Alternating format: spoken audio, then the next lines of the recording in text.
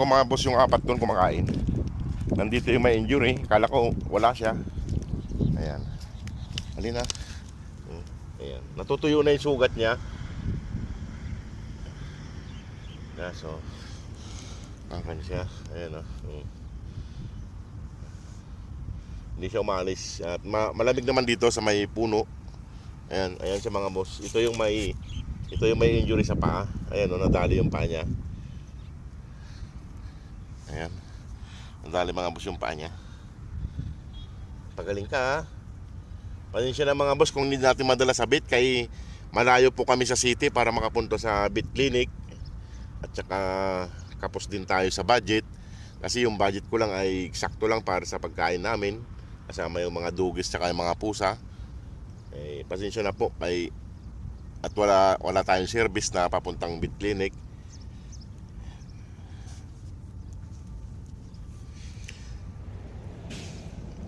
Wala tayong sariling sakyan mga boss para makapunta kung kailan mo gusto.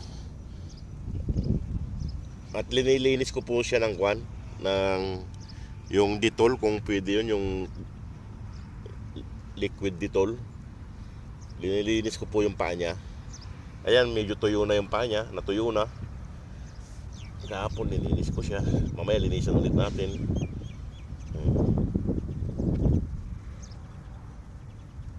Walang kwan yung katawan niya, yung paa niya lang. Ayusin ko lang yung pagkain nila mga boss.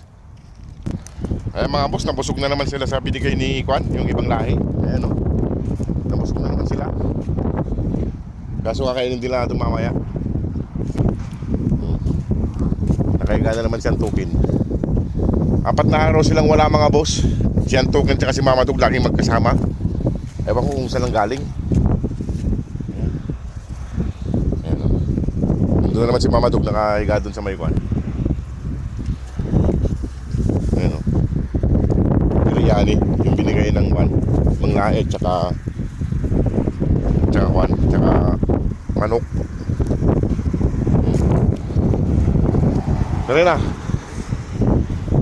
Nandun si Mama Dog, tulog na naman. Naiwan ko kung nangyari doon, baka nagpaligaw.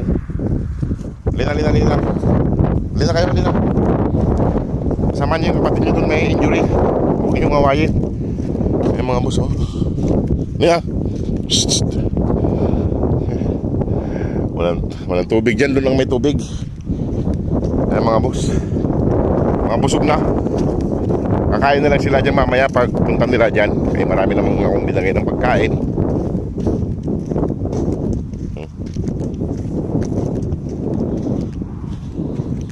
Ayan o, ayaw nilang sumunod. Ayan yung may injury. Ay mga boss, yung pagkain nila nakahanda naman na. Nakahanda na, may tubig tsaka tinapay. Ayan. Hintayin na lang natin sila papunta rito. Ayan, papunta na yung isa. At ano natin itong pala? Itong may injury. Ayos naman na siya. Yung paa niya lang ang kwan. Ayan, yung paa niya lang. Ayos naman na. Ito. Huwag ka nang gagala pag gumaling yan ha. Walang tama ang katawan niya mga boss. Yung paa niya lang ang kwan, may sakit.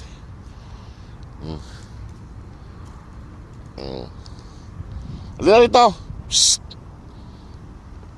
Baka iwanan ko na sila rito mga boss.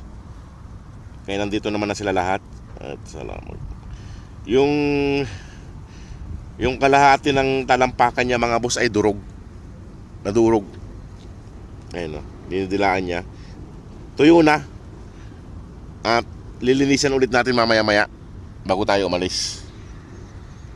Nandito yung isa, yung lalaki. Halika rito, kain doon. Ay, laki ng katawan mo.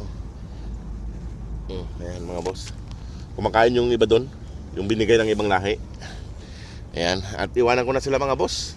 At ako'y alis na rin. Nandito naman na silang lahat. Huwag na kayong gagala ha. Lalo ikaw ha, may injury ka ha. Huwag ka nang gagala ha. Kawawa ka. Ayan mga boss, kawawa siya. Itong sige mga boss, at lilinisan ko pa yung paa niya. At bumili tayo ng Dettol kasi wala naman tayong mabiling betadine. Ay malayo tayo sa city. Ay mga boss, pasensya na kung hindi natin nadala sa bit. Kaya wala naman tayong service na papunta ron. Kasi pag pumupunta kami ng city mga boss ay company service ang gamit namin. Wala tayong sariling service. Kaya magaling naman na yung kanya. Tuyo na.